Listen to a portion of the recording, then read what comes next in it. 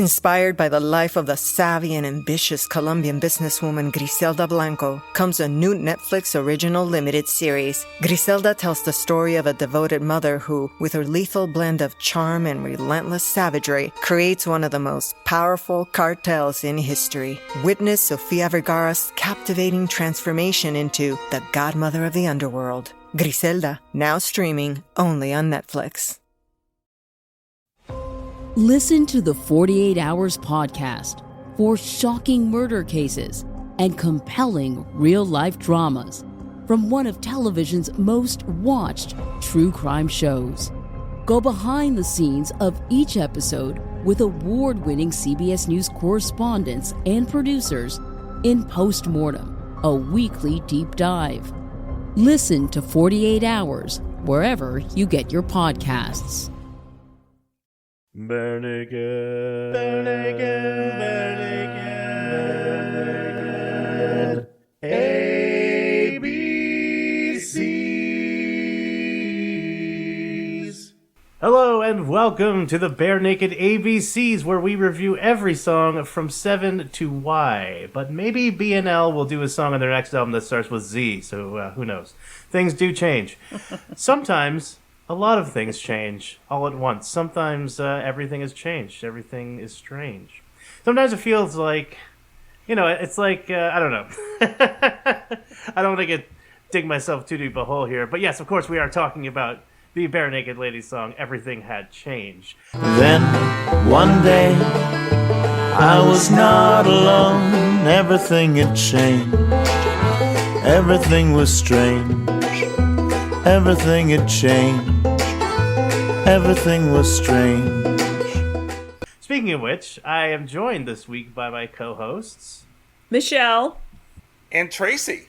And we have a special guest this week from the Disney podcast All About the Mouse. We have Bryan Ripper. Yes, thank you, Bryan, for being here. Thank you guys so much for the invitation. I tell you what, I have quickly become a fan of your guys' show. I do this little Disney podcast, and through the Filling the Void network, that we're kind of on, as well as with you guys, I kind of found out about you guys, and I said, "Whoa, there's Bare Naked Ladies podcast," and because I'm a huge BNL fan, and so yeah, I love what you guys do here, and I was super thrilled to get invited on the show. Thank you guys. Of course, we're happy to have you here. Now I have to go and check your show out because I'm a huge Disney fan, as is my fiance. No lie, we got engaged at Disney World last year. Congrats! On Halloween. Yeah, thank you. We were dressed up as Jack and Sally, and we went and met Jack and Sally as Jack and Sally, and I got down. That's so cool. And proposed to her, and it was really, really fun. So. Yeah, we love Disney. We're all about it. So I'm very much looking forward to hearing your podcast. You'll have to tell Aaron how many episodes of your podcast you're currently on, though. I think, I'm trying to remember off the top of my head, I think I released episode 467 today as we are recording this. So, we started out doing a weekly show. So to be fair, we would do like an hour and a half weekly show with, multiple different segments. Yeah. And I said, instead of doing that, about a year and a half ago, I decided let's do like three 30-minute episodes. And so we release a Monday, Wednesday, and Friday. So for a year and a half, we've been doing 3 episodes a week. So it sounds like it's more than it is, but it's still like a gazillion hours of That's editing. A lot of time. Yeah. Oh yeah. We know. I'm sure Tracy knows. So. Well, I just got done listening to your episode today where you interviewed Gaston. Oh yeah, oh, man. Really great. Yeah, that was a lot of fun. We've actually we've been very, very fortunate to be able to interview some really cool, not only voice talent, of course, the voice of Gaston, but we also got to interview Paige O'Hara at one point, who actually a couple times, who played the voice of Belle from Beauty and the Beast, as well as Jodie Benson, the Little Mermaid, and even some animators and producers and things like that. So we really fortunate. I love, you guys may know the name Don Hahn, who was a big time producer with Disney, who produced The Lion King, which is my favorite Disney movie of all time. So yeah, and not every episode is a huge interview like that, but every now and then we do get a chance to get to interview these people, and it's really, really cool. Do you ever have something anything that's even remotely Nightmare Before Christmas related, please let me know, because Becca would be very irate if I did not try and get involved with that in some way. Yeah, no, absolutely. We could talk more about this off air, but I've got I've got a couple things you might be interested Excellent. in. We'll check it out. I was going to say The Lion King is probably my favorite Disney movie of all time. The original, when it came out, like I had a poster in my late 20s. I had a poster of The Lion King in my bedroom, and I took the poster to the store to get matching paint for the sunset color and painted my walls that nice. color. Totally into it. Plus, I'm a Leo, and my husband is a Leo, and all of the whole lion stuff comes up. But I'd be interested to know what you think about the live action Lion King that's coming out. So I have an interesting take on it, actually, because obviously without seeing it, I've seen the trailer, and the trailer looks really good. And Jon Favreau is doing this version, the live action remake of The Lion King.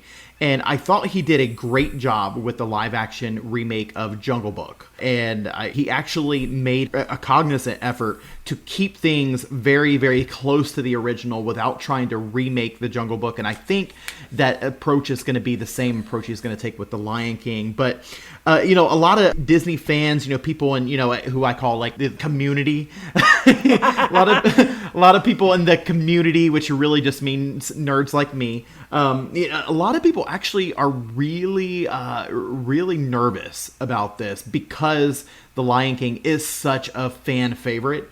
And you would think that, like, I'm actually really excited about it because I'm like, yes, this is going to be really cool. But a lot of people are really nervous, like, no, that movie is so good. Don't mess with it.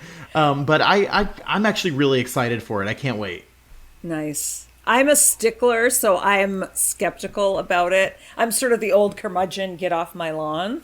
You know what I mean? So I'm willing to see it and be open-minded about it. But when I saw the trailer, my jaw dropped. I was like, what the actual... Well, Michelle, I was just going to say that doesn't surprise me. And, and knowing how you feel about Another Postcard, I love that song. I love Another Postcard. But anyway. Me too, Brian. I like that one. I love it. I mean, especially because I know we're not here to talk about the song, but real quickly, I just have to say, I mean, they did it as a spoof on like pop song, like the Justin Timberlake and that kind of like pop music of the time, So I kind of saw it as like not like, oh, Bare Naked Ladies is sold out. Like they did it as a spoof on that, or at least the beginning. But anyway, you totally nailed it, because my sort of resistance to the Lion King live action is coming from the same place as my disdain for Another Postcard. So you totally got that right. Like, that's exactly what that is. but you know what? In all seriousness, though, I understand it. I really do. I understand the sentiment. I just happen to be like the kind of person that like I get really excited for things. I don't get apprehensive, I guess. So we'll see. We'll see. But I think, like I said, I think they got the right guy doing it, Jon Favreau. Some of the voice talents, I'm a little curious about. I mean, throwing Beyonce in there, and I kind of thought that was a little interesting. But I mean, hey, they got James Earl Jones back for the voice of Mufasa. With how could you go with anyone else? You can't. I would have been up in arms. I would have stormed onto your podcast and had my own episode about it. If after you see it, if you feel a need to vent, let me know. We'll get you on the show, and we'll do a show together. Okay. Perfect. That sounds awesome. If you haven't seen Aladdin yet, though, Michelle, go out and see Aladdin. That will make you feel better, because I actually really enjoyed it. But you have to put the idea of Genie being Robin Williams behind really you hard and just to kind do. of relax into it. It is. It's very hard to do. But if you can do it and just realize that everything had changed, then you'll enjoy the song. Nice segue, Tracy. Nice segue. Way to bring us back on track. I don't like that everything changes. It's like, hop on that Segway and roll off down the road. All right. Okay. That was pretty smooth.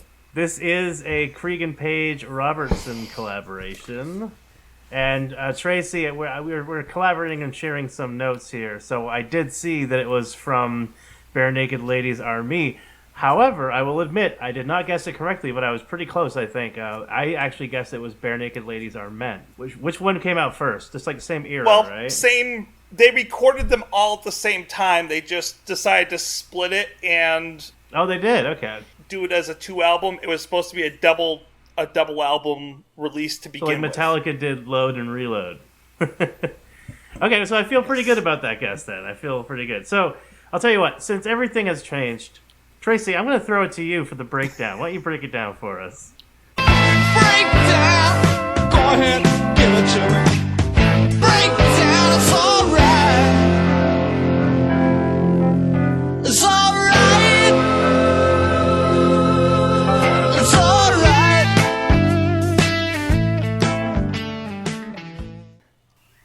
All right. Right away, the accordion, or maybe it's the melodica or the concertina, in the intro reminded me, I guess me, of Rain Dogs by Tom Waits. I know, I am totally a Tom Waits fan. That sounds like something I would say, yeah. Now, that's not a good thing for this song because someone, I think it's really me, I really, really love Rain Dogs by Tom Waits. It's a great song, and my band used to cover it back in the you college too? years. I had a band that covered that I did, song. yeah, I had a That's band. so- Did you not wow, know that? What coincidence. Having said that, a wealth of other instrumentation is included a nastified, filtered banjo that comes in and makes the song so much richer and more interesting soon afterwards.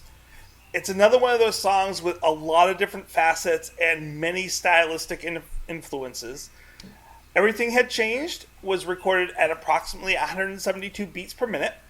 It was written in the key of E minor. The intro has a really nice flair and dances around the melodic minor, then landing hard on the tonic E minor for the verse. The verse is structured mostly around a 1-4-7-1 progression, with E, the tonic, moving to the A minor, the 4th degree, then up to D, the 7th, which wants to very strongly resolve back to the 1. This forms a bulk of our time in the verse segments. The chorus, for the most part, is the same, except that the first line has this great D sharp diminished 7, which is a passing tone, so you get this wonderfully chromatic progression from the 4th to the minor 7th to the major 7th, which is non-diatonic to the standard minor scale, which also happens to be a diminished 7th, moving back up to resolve to the tonic E minor. Then the chorus pretty much bounces just back and forth between the 4th and the tonic, which gives it an almost Baroque feel. And if it ain't Baroque, don't fix it. Am I right? But seriously, this repetitive travel from the 4th to the tonic back and forth with slight variations, it plays a little, I think, into the lyrics, which allude to everything being the same, but somehow different. The bridge gets very interesting. We have an A to the... how do you say this part, Aaron? I would call that an A sus2. An A sus2, okay. So we have an A to an A sus2, an F sharp, and then a B minor. These chords are diatonic, only to B minor, and are essentially a 2-5-1 turnaround back to B minor. And the B, of course, serves as the 5th degree of the original key E minor. So it's very easy to land back on the E minor as the tonic. Oh, so we have a little key change there. Interesting. Yeah. Now, as far as the form of the song goes, we have that E minor intro, then verse 1, A, chorus B, verse 2A, chorus B, and then we go to a bridge, C, with an implied key change to the B minor, an instrumental section with a verse changes A, verse 3A, chorus B, and then an outro that hammers on the A minor 7th, which is the 4th, before resolving to the 1, which is an E minor, the tonic. So it's an A, B, A, B, C, A, A, B. Abba-ca-ca-cap. Pretty standard pop rock form. but I would call it deceptively simple because there is more than this that the rundown might have you believe. If you listen, there are interesting chord phrasings, substitutions, passing tones, and other techniques which give this song a very unique feel and tone. Wow, that was an outstanding breakdown, Tracy. I could not have said that better myself. I believe that. You probably could have said it better yourself, but you probably couldn't have worded it better. That made all the difference. Just that there was a Baroque pun in there. Made me happy. All right, so what did everybody else think about the music? I loved it. To me, Michelle? the intro, Yeah. listening as this is a song that really benefits from listening on your headphones. Yeah. Because I loved it just through the stereo, but listening to it on my headphones, it made those opening strings so much richer and deeper. And then the banjo comes in and the accordion, and you've got that bayou feel. And then Steven's vocals come in, and I love his sort of storytelling vocals in this song. It made me think of the As You Like It album that they did. That same kind of evocative. Yeah, very evocative. Aaron, I swear, you and I sometimes are programmatic. so connected because evocative is the exact word I had Great written minds, down Michelle. on my notes. It just gives you such a feeling and such a visual Great minds. for the song and the music, and it's so good. Yeah, I envisioned like a smoky Bourbon Street, New Orleans, or like Paris. 100% I got a noir New feel from Orleans. this. Like he was almost like a detective. I got a Blade Runner feel from this almost. I was sent back to the bayou and the streets of New Orleans and Anne Rice's houses and the Garden District, and I wanted to have a cigarette and a vignette and and a glass of wine. That sounds pretty good. Which Yeah. I don't drink and I Make don't it bourbon. smoke, but I definitely would chow down on a vignette. But the song just really got me in my feelings, I guess you could say. So, Brian, what did you think? I am a really big, obviously BNL fan. I'm a really big Jim Cregan fan. I actually play upright bass, and I play upright bass. I didn't start, when I was little or whatever. I was a bass player in a band, and I started listening to BNL, and I'm like, holy cow, that bass sounds awesome. What is that? And I actually went out and bought a double bass, started, learning how to play it and everything, and played it actually in a band. And we actually did, we did top 40 covers, but we did several B&L songs and everything. So I'm a huge Jim Cregan fan. I actually got a chance to meet Jim, Nice. at one point. And so what I love about this, there's a couple things, a couple moments in B&L history for me that listening to songs that I just kind of freaked out. And one is I remember listening to Second Best from Everything to Everyone, and when he comes in with that do do do do do do, this really cool bass line, I'm like, whoa, that's awesome. I jumped up. I had that same feeling when he came in with the bass line on this, because he plays it on the cello. He plays the bass line on the cello, and I'm like, whoa, and it sounds totally different, totally unique, and it's just whoa, that's awesome. I love it. So for me, the bass line alone just makes the song. So a couple things. So if I had to kind of critique it a little bit, there's things I love about this song, and things if it were me, I would do differently. One thing is I'm not a super huge fan. They started doing this thing where they kind of started experimenting with recording songs with a condenser mic, just one condenser mic with the five of them kind of huddled around. They started doing this. I think it was on the tour for Everything to Everyone, where they come out and they would do the acoustic version of 1 week. It's like you make a chorus. Yeah, and that sounds like that's how they recorded this song. It sounds like it's just the five of them around the condenser mic, and I'm not. I like that was cool when they did it for an acoustic version of 1 week, or maybe For You, like they had done in concert. But I don't like hearing that a lot, and they used it several times since then. And I'm not a big fan of it, just because it really is a kind of it's not something I would expect to hear on a produced album. You know, so it's something I would expect to hear live in concert or like an MTV Unplugged or something like that. But, you know, other than that, you know, just the recording, I have a feeling they really like it. Like, they like the way it sounds, and they kind of get to show off their harmonies that way, because they're all kind of doing the, you know, they're performing live, you know, singing around the microphone and getting the harmonies. But to Michelle's point, like, this is a very different kind of feel of a song. It's not your typical Bare Naked Ladies pop song or rock song. It you know, it is kind of you know, very a very intimate kind of sounding song. So I can see why they did it that way, but just my preference, like, if it was me, I'm like, man, I would love to hear another recording of this, but where they're all plugged in and everything's a little more overproduced. But, you know, with that kind of like petty little critique aside, I really like this song. It's not my favorite song on the album, but it is definitely one of the ones I really enjoy.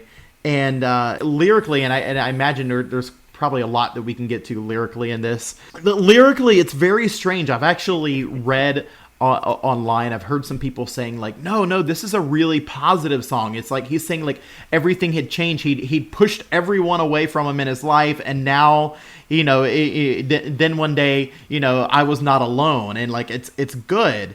But Steve has a tendency to be very cynical, and you know what? I actually love that. I had a friend of mine who was telling, you know, he was a big BNL fan, but he's like, I just can't take like the cynicism though. It's so dark, and like Steve is so negative and cynical, and I'm like, that's what makes it great. Like, exactly. I love the cynicism. That is exactly what makes it great. Yes, indeed. So okay. This is interesting. Would you say, Brian, then, considering that they did a whole bunch of different instruments, they recorded it around a single microphone, that for this song, everything had changed? Everything had changed in the sense that, I mean, sort of, but then they'd done it before, you know? Or at least I had heard it before. You know, Perfect. and I don't know. Like, Right. to me, it wasn't new. It wasn't like, ooh, they did something they'd never done before. To me, it was like, okay, I liked it when you guys did the live acoustic one week, you know, and then you segued into For You, which kind of worked because that's a bluegrassy kind of acoustic type feel song. But I don't need to hear this on every album. Right. I think one of the things I think is interesting about this song is, so they're known, you know, Jim is known for playing the upright bass. Kevin's known for playing the keys, sometimes the guitar. Of course, Ed is known for guitar, and Tyler's known for drums. None of them play their normal instruments on this. I hadn't thought about that. You're right. We have Ed on banjo, we got Jim on cello, we have Kevin on accordion, and we have Tyler isn't doing any drums, he's doing snaps. Yeah, and in order to keep it going. And I haven't put my finger on it. I don't know. I believe it is an accordion of some type. I don't think it's your typical accordion. I don't know if it's Well,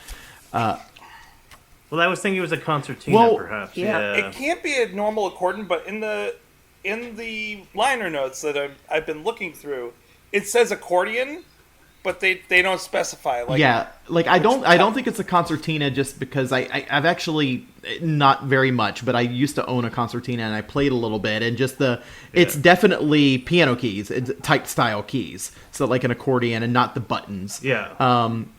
But yeah, I don't know. It might be like a soprano accordion or something like that, or he could just be playing it like really up high. But you don't have the drone, so that's what I'm wondering. It almost sounds like a melodica, but the polyphonic stuff that they play on it sounds really good. Maybe it's just a high quality melodica with like high air pressure or something. Yeah, and that solo was awesome too, and the solo in the middle. Yeah, it's great. I love it. Mm-hmm. It's so moody. So we were kind of blending the lyrics and the music, but I think that's actually kind of appropriate for this song because it's quite programmatic. Well, before we get over to that, real quick, can I interrupt you? Okay. There's one more thing please. I wanted to say about the music, and Sure. I know how you kind of feel about the beginning of this, Aaron.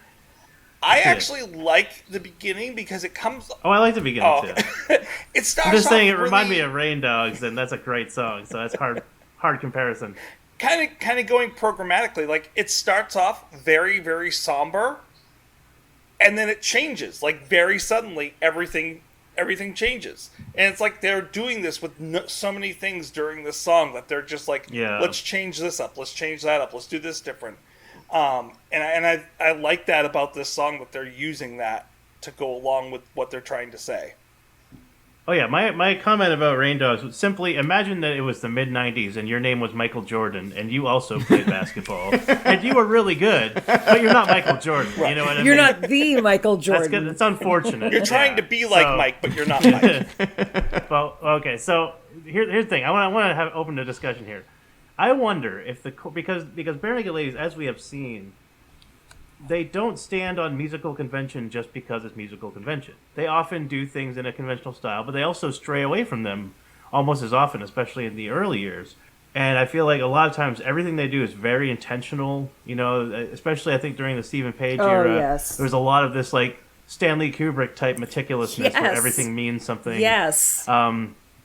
So because of that, I wonder if the chorus is repeated simply because it's the chorus, and that's kind of how choruses usually work in pop songs, or if the implication is with the lyrics that he keeps meeting someone who he thinks might be the one and change everything, but he ends up alone again, and then he meets the next one, and then everything is strange and changed again. So he has this bipolar cycle of romantic ups and downs, which changes outlook back and forth from gloomy to hopeful.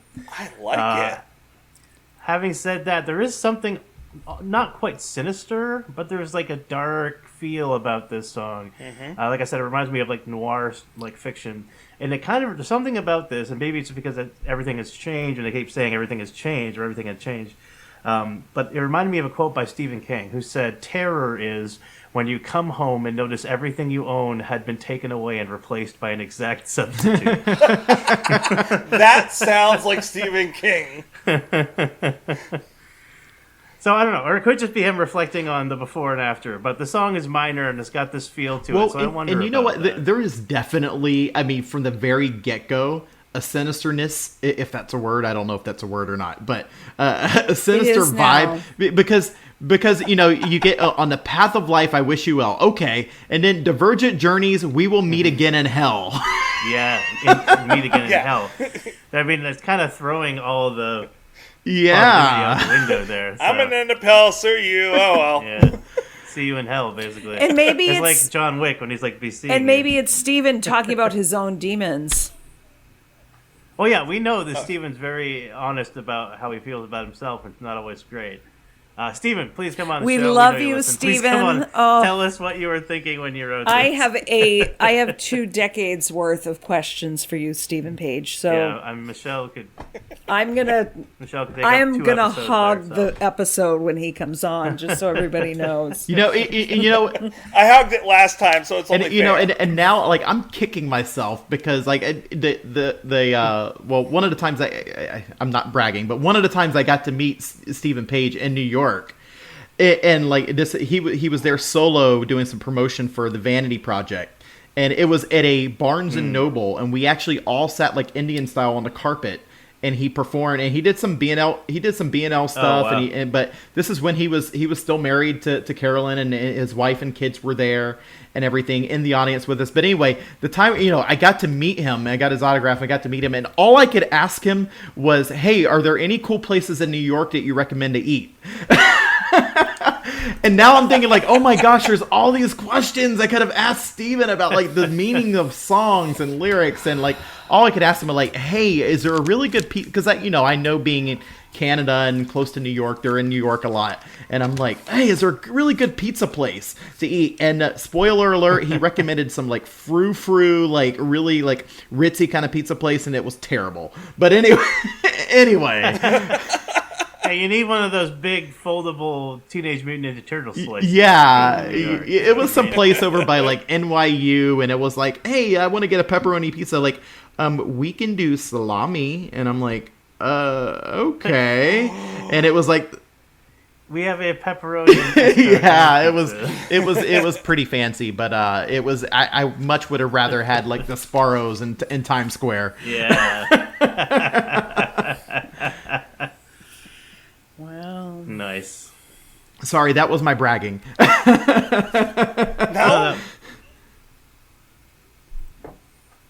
I love your analysis on what this song is about, Aaron, because the only thing I had written for this song, even though I really, really like this song, and it is one of the few times that you'll actually hear this question come out of me when I really like a song by Bare Naked Ladies, is what is this song really about? It's very enigmatic in that it's like, it could be about 1,000,001 different things. I like your take on it. And actually, I just rose my rating a little bit because I was like, oh yeah, actually I like that rating.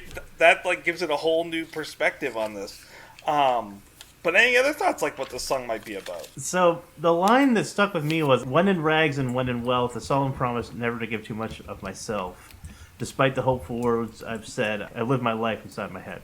As someone who is unabashedly an introvert, that speaks to me. I kind of understand, because there are a lot of people in my life, individuals who I love so much and have so much admiration for, and I like being around them. I enjoy. But at the same time, I really value my me time. I really value being able to process and kind of just a little bit of solitude every now and then. So it's interesting. This could also be about maybe somebody wanting to be more out there and socially available, and maybe struggling a little bit with social anxiety or just being an introvert. You know, everything changes when you walk out that door. It's another really cool take on it. Wow. Brian, what do you think? I just want to kind of throw in there and just add that these lyrics definitely sound like Steve Page to me. Yeah, oh yeah. But I think we kind of assumed that, like, okay, well, Steve wrote all these words. He's the singer of the song. But, you know, like, we know that, like, from Sound of Your Voice, which he does such an amazing job on that song. That was a Kevin song, you know, like, that was Kevin's baby. But anyway, but knowing that there's, you know, three, I'm going to kind of, you know, give the benefit of the doubt and say these are probably mostly, if not all, Steve. But, you know, maybe there's some joint writing, you know, with the three of them writing lyrics, you know. Or that being said, you know, I think that we definitely over the last several years have learned a lot about who Stephen Page is, you know, in his private life. And I think this makes sense. And, you know, I don't want to be too presumptuous and try to, like, think that, like, I can psychologically analyze someone who I've, like, don't even really know, but just, you know, through interviews. But think about this time, you know, when the song was written, when the song was recorded. I mean, here's somebody who, like, you know, the band at this point had been together like 20 years at this point. Everyone knows Stephen Page is this happy-go-lucky, like, jump around the stage guy, you know, kind of guy. And we know that, like, you know, that might be very close to who some of them are, but that's not the only aspect of their life that they have. And, you know, this very well kind of resonates to me, is that this might be somebody who's like, you know, because I'm very much like this as well. Like, I consider myself an introvert. I do a podcast. I enjoy doing, you know, shows. I, you know, used to be in a band. I used to enjoy getting out and performing. And people would say, like, what do you mean you're an introvert? I'm like, I'm totally an introvert. You know, I'll go to a party and I'm the guy, like, I don't want to talk to people. You know, and we have this running joke at work, you know, like, they'll be like, oh, you know, come on downstairs. We're going to have pizza and everything. And I'm like, do I have to talk to anybody? If I do, it's okay. I don't want free pizza. I'd just rather stay at my desk. And but anyway, but I can kind of see, you know, Steve has lived this life. And I could be totally wrong here. This could have nothing to do with what it's about. But in my head, I see this as, like, here's a guy who's lived this life on stage, you know, like, both figuratively and literally. And, you know, and there's more to him than this. You know, he may have issues. I mean, this is, I might be wrong, but I think this might have been somewhere around the time where him and his wife were splitting up. You know, and this could be somebody who has had issues with, like, living that life out in the public eye, and then at the same time not being able to, or not being willing to open themselves up and be totally vulnerable with other people for successful relationships. And, you know, he constantly was finding himself alone. You know, other than maybe being in it. And, you know, you kind of picture, like, he can be in this band with 5 incredible guys on stage with all these thousands of people, but still feel very much alone.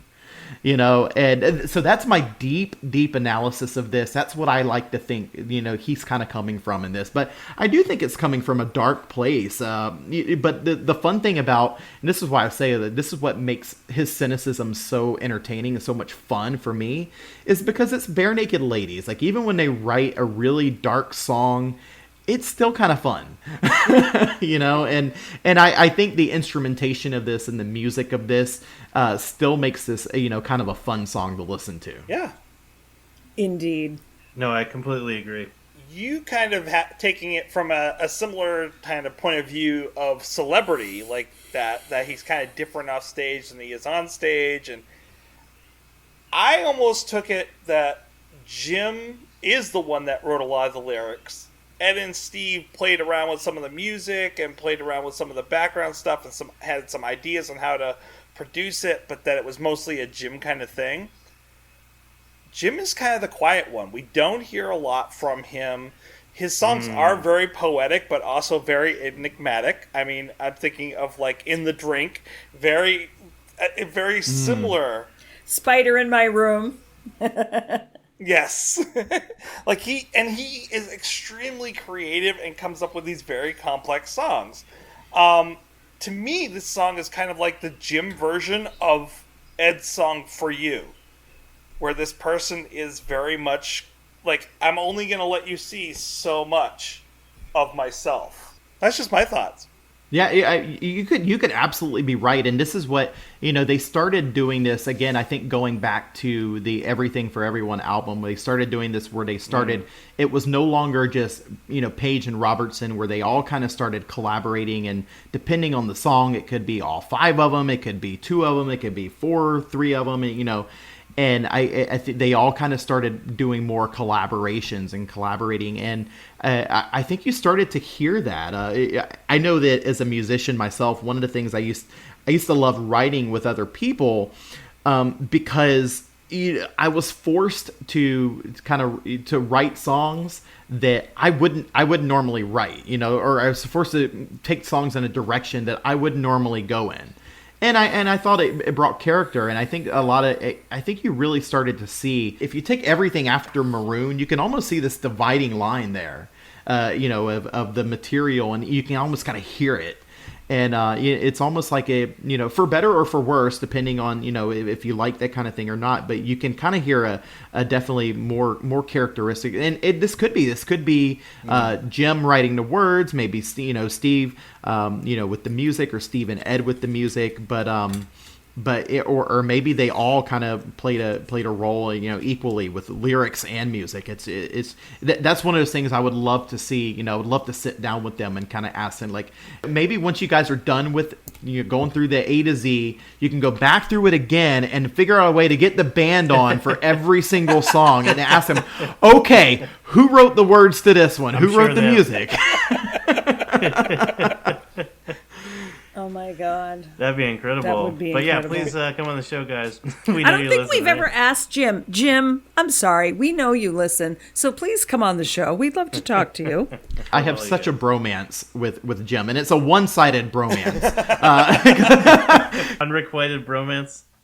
He has no idea who. Plus, he's a ginger, so you have to love him. I love Jim, and my appreciation for Jim. I mean, it's not creepy, but it's more than musical. Like I love, you know, you mentioned the ginger. I love, when he everything about I him. love when he looked like Carrot Top, you know, with the long red hair, and like, oh my gosh, he's just such a cool dude. I love him musically. Jim and I went through the same hairstyles at the same time, actually, which was kind of funny. Oh, yeah? You mentioned bromance, and you mentioned you got a Carrot Top creepy, face? and earlier Aaron had mentioned Stephen King, so all I got going through my head was Misery for a moment there.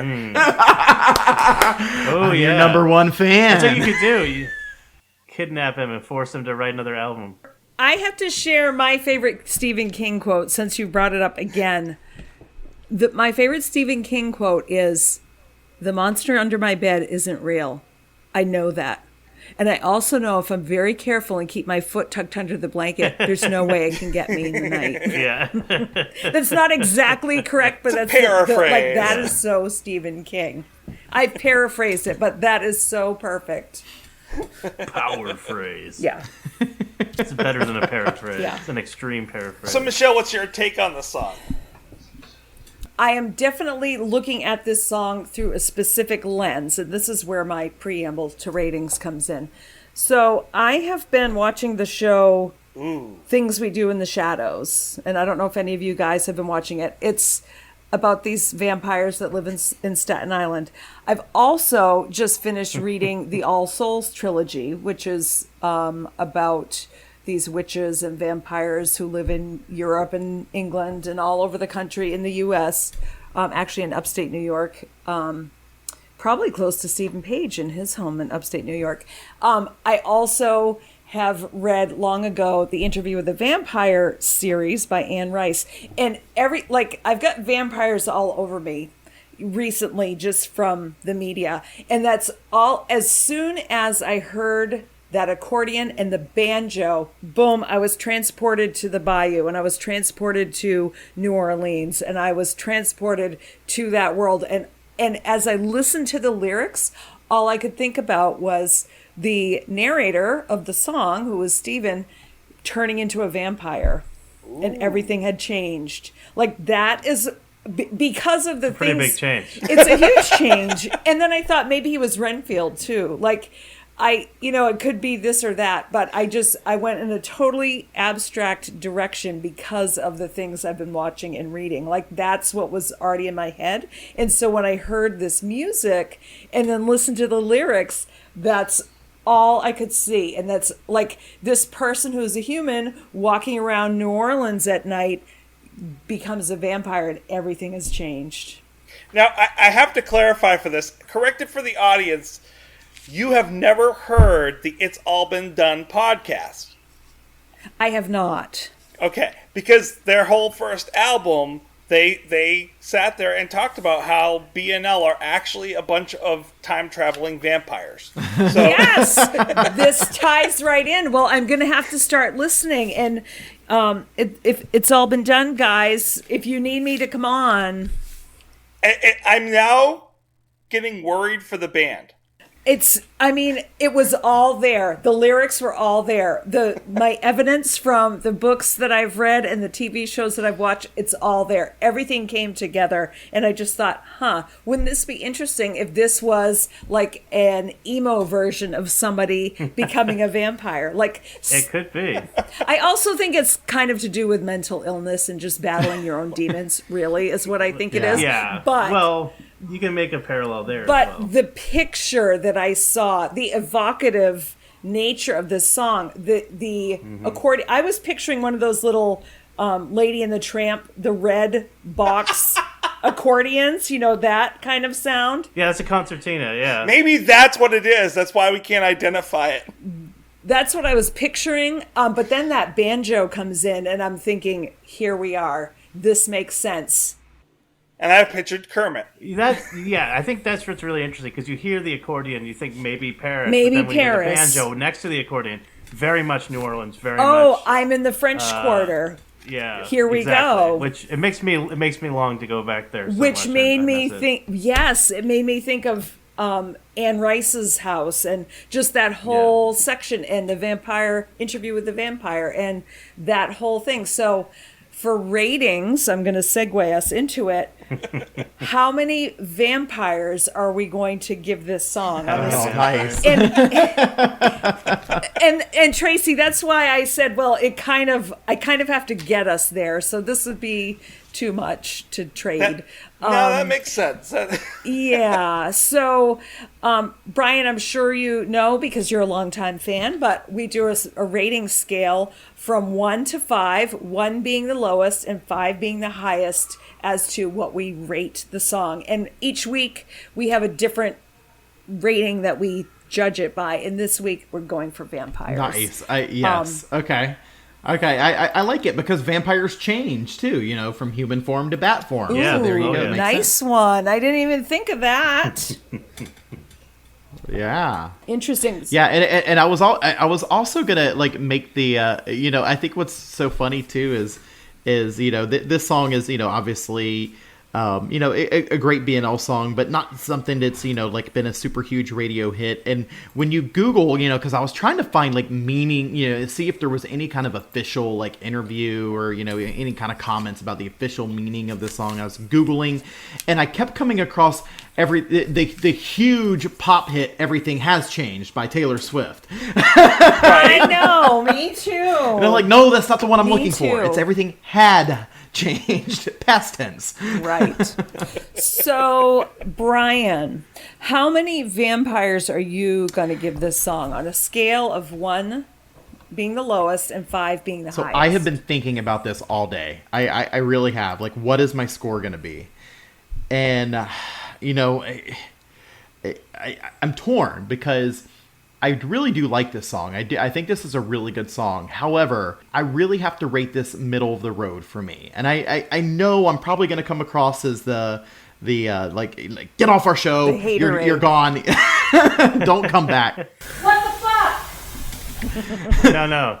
Someone has to drink the haterade. Yes. Well, I hate it now, hate it then. only because like I kind of reserve my 4s and my 5s for the upbeat, the fun, the songs I love to belt out, like Alcohol and 1 Week and It's All Been Done and those songs like that. And this is just kind of a chill, kind of laid back. It's not that I don't appreciate it. It's not that I don't like it. And the kind of the record, and that's just a personal preference, but the recording style with the kind of, acoustic kind of vibe, I'm like, but I do love that bass line, playing pizzicato on the cello. For anyone out there who's not a music nerd like me, that just means picking the strings instead of playing it with the bow. I do love that. I like the lyrics, but the lyrics are really dark. I do like it. Steve's voice, I think, his voice is amazing in everything that he sings. I love the sound of his voice. Not to go back. And I long for the sound of your voice. Go back to the sound of your voice and reference that again, but I do love the sound of his voice, and I think it's perfect. Agreed. I think it's perfect for this song. The melody is Yes. So it's a really good song, but so I'm gonna make it. I'm gonna give it a 3. It's a little bit above middle of the road. Middle of the road would be like 2.5. So I'm gonna give this a 3. Yes. Good job. Good job.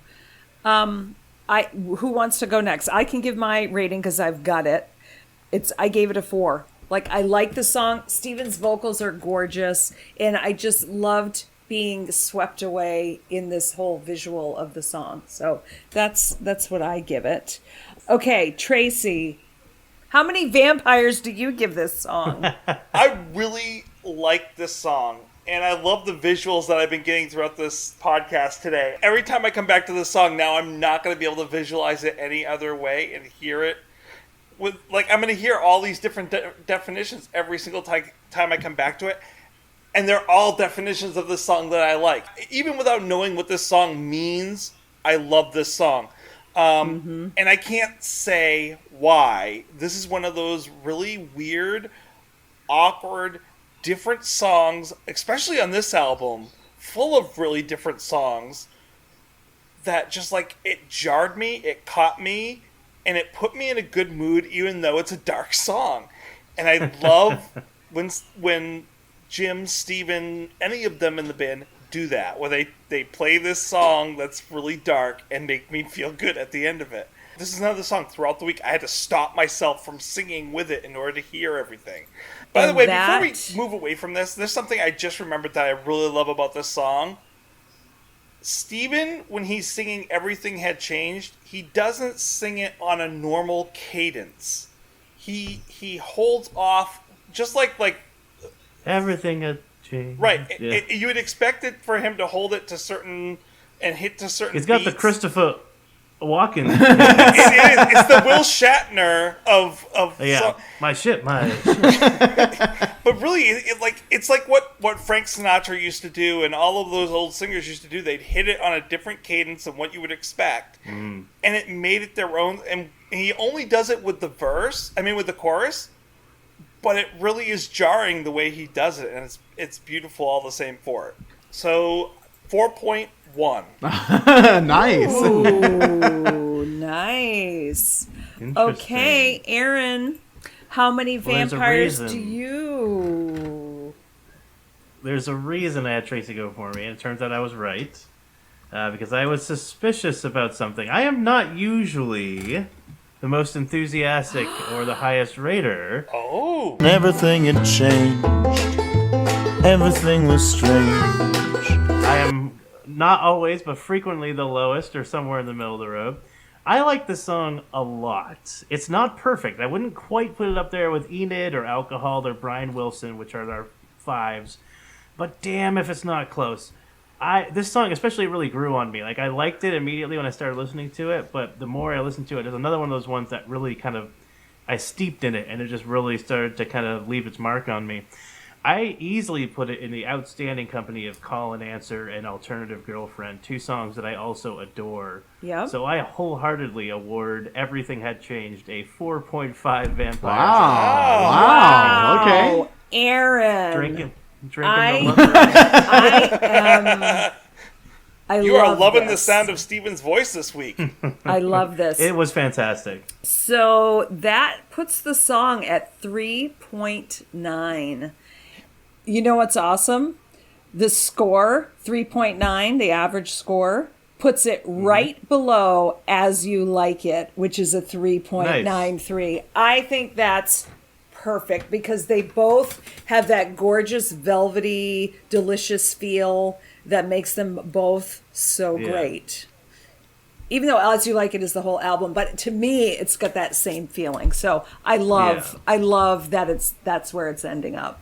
Yeah, I do too, and I think if I'm honest, I don't know. Like I said, I was torn. My score, it might be a little low, so I feel good that I went with a 3, but it's ending up at a 3.9 overall. Yep. So I think you're right. I think that definitely feels right.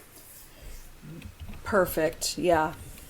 And we all have the right to love or hate any song that we want. Another postcard. I just want to honor. Guys, if Michelle can give another postcard a 1, And I also want to I think say, you can give this one a 3. Brian, that's I fine. love that you just came in and hit the ground running with another postcard right at Oh. the beginning. Like, I didn't even have to bring it up. I didn't even have to mention it. It already. What can I That was what can I awesome, say? I so- have a thing for chimpanzees. But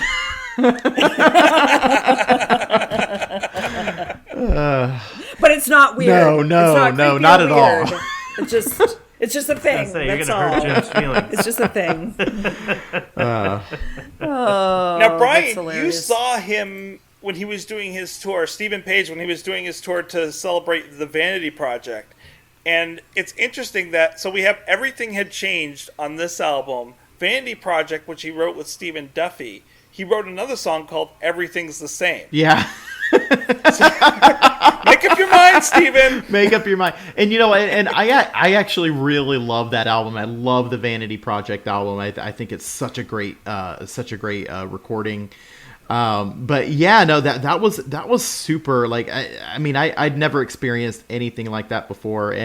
But I did, I guess it was the year after that. It was when they went on tour for, I guess it was Everything to Everyone, when I went on tour for that. I actually did get to meet the entire band.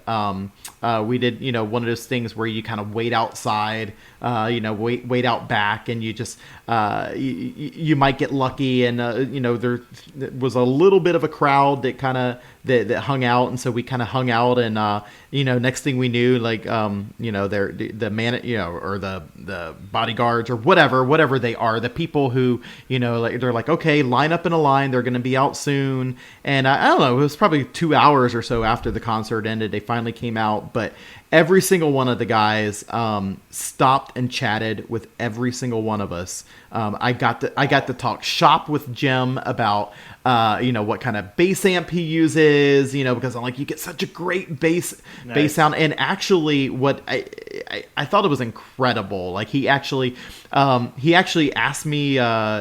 He wrote down my name and my address, and I kid you not, it was like a week or two later, I got copies of Trunks and wow. Sleepy Time, Brothers Cregan CDs in the mail. And I had actually already bought Sleepy Time. I already had it, so that was like my second copy of Sleepy Time. But I did not have Trunks, and I fell in love with that album with the Brothers Cregan stuff. And that was super cool. I mean, to get to talk to those guys, and I'm just. They're really cool. The fact that they played a big long show. Kevin's parents were there that night. I got to talk to Kevin's parents. Oh, nice. Oh, wow. Yeah, they actually came down the line with him, and I remember in the concert them saying, that Kevin's parent. This was in Orlando. That Kevin's parents were there, and this is also when they did where they recorded every single show, and you could go online and download it. So I have the copy of the show, and everything. So it's just I love these guys. They're definitely they're up there with one of my favorite bands of all time, and they're all just really, really cool guys. But the fact that they took the time to talk to everybody, not just like, okay, sign your autograph, take a picture, and go. Actually just sit there and chat for a little bit. Like that was cool. Yeah. Very cool. So would you like to tell us That's a little awesome. bit about your podcast and give some nice little plugs there? Oh yes, it is all about the plugs. No, actually it's all about the mouse is the name of the show. And I'm a super huge Disney fan. I mean, I have been a fan of Disney, music especially, but movies, I mean, since I was a kid. But really, my fandom really hit a peak with my love of Disney theme parks. And it was probably in my early 20s that I really started to get into the Disney theme parks as a fan. And so anyway, I decided to start a Disney podcast, and I had a co-host in the very beginning, Jonathan Dichter. So Jonathan, due to some, just life gets in the way. He has an extremely hectic schedule. So it was, I think it was the beginning of this year, he actually decided to kind of step down. So, I'm still doing the show by myself, but it is a, depending on where you start listening to the show, it was a weekly show at first, but now it is a 3 times a week show. So there's shows on Monday, Wednesday, and Friday that are released. And Monday is we call them our feature discussion show. So, there's always, a specific topic that we're going to talk about. This past one that actually just came out, I had a guest on, and we talked about Star Wars Galaxy's Edge. It just opened up out at Disneyland, a huge event out there. We talked, all about that with Becky Minkin, who is the owner of MEI and Mouse Fan Travel, who is one of our sponsors. But she's a super huge Disney fan. She was there for the big press event and the grand opening. So we talked all about that. Oh, cool. And then Wednesday is our Disney news show. And people who aren't Disney fans will ask me like, well, what kind of Disney news is there? And I'm like, dude, there's news that comes out every single day. There's so much. It might not always be news that like your average non-Disney nerd really thinks is news. But I mean, whether it's a new restaurant that's opening up, or a new movie coming out, or new news about what they're going to do for an upcoming Disney Cruise Line destination or something like that. So we do the latest Disney news every Wednesday.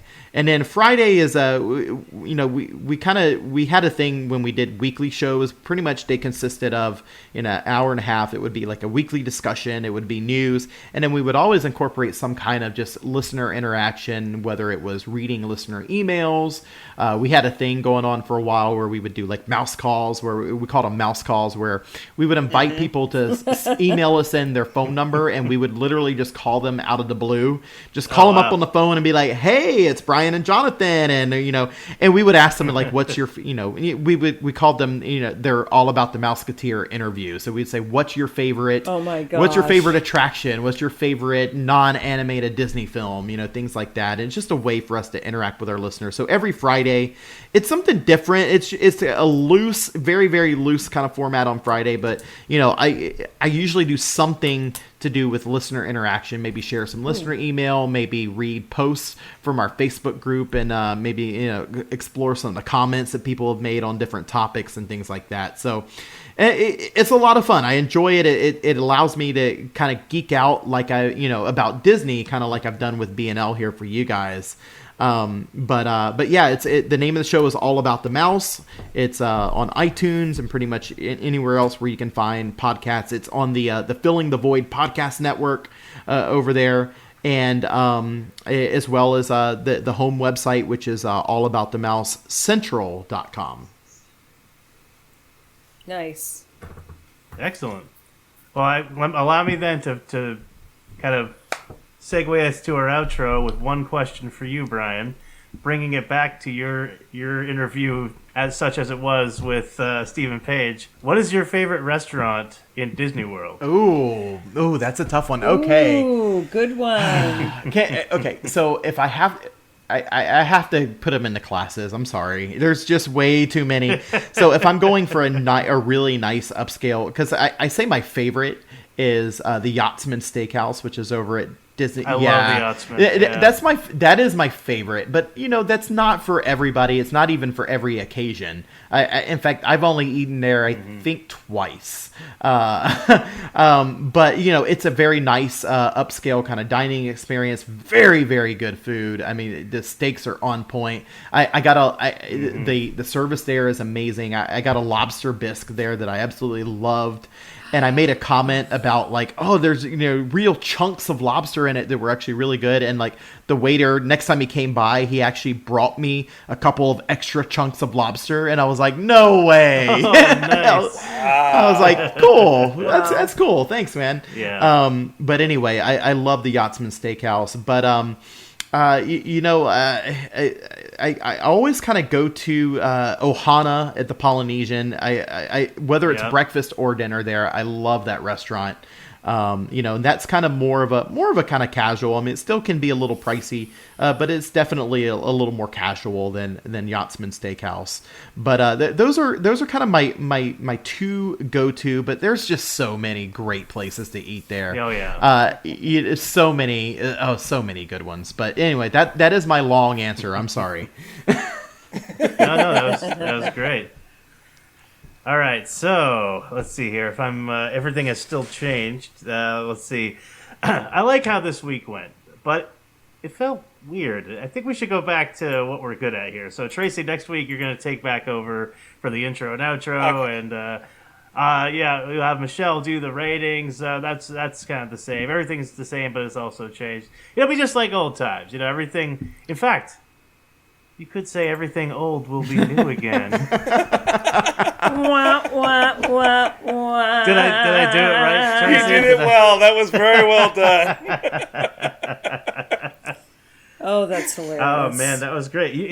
That's why I wrote a pun in my breakdown, because I had to give one to you if I was going to do the outro. Well, pun, thank you. I need as many puns as I can. So, can you do, actually, Tracy, why don't we snap it back to normal right now? Can you do our appearance for the week? Sure. All right, so really quickly, Bare Naked Ladies perform on Jim White's Alabama Chrome, the song Alabama Chrome, and also on Phone Booth to Heaven. The latter is Only Kevin and Jim. The name of the album is Drill a Hole in the Substrate and Tell Me What You See. What a great name for an album, by the way. That's an awesome album name, yeah. On Alabama Chrome, it's country bluegrassy kind of feel. It's different. They have Ed singing, doing instrumental backing.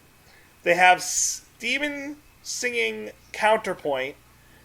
Ed has a little rap session in the middle, but it does not really sound like them. And Tyler's also doing the backing vocals, but it doesn't sound much like them. But when it comes to Phone Booth to Heaven, Jim's playing the upright bass, and Kevin's playing the keyboards, the synth, the guitar, the accordion, and the saw. And this song very much sounds like a Kevin song. Like, I could have seen Kevin writing this song. He didn't. It was definitely Jim White's song, but go out there and listen to these. They're really interesting songs, and if you like to try to find bare naked ladies in the backgrounds on songs and hear them, you're going to get a different experience with this one. It's going to be like everything's changed. And with that, I think we bring this episode to a close, but I want to thank everyone for being here. As always, I am your host, Aaron, and I'm joined by... Michelle. And Tracy. And thank you very, very much to our special guest, Bryan Ripper. Thank you, Bryan. So it's been a pleasure. awesome. Thank you both. Yes. And I'm gonna write some mail to All About the Mouse. So and thank you so much for having me. I've really enjoyed this. This has been great. Yeah, and come awesome. on anytime. It's a lot of fun. Yes. Well, thank you. Yes. Yeah, we hope Come to back. have you on again sometime. And to everyone out there in internet world, thank you for listening, and we'll catch you next week. Yay. Bye, everybody. Bye. Thanks, that was fun. Don't forget, no regrets, except maybe one. What the fuck?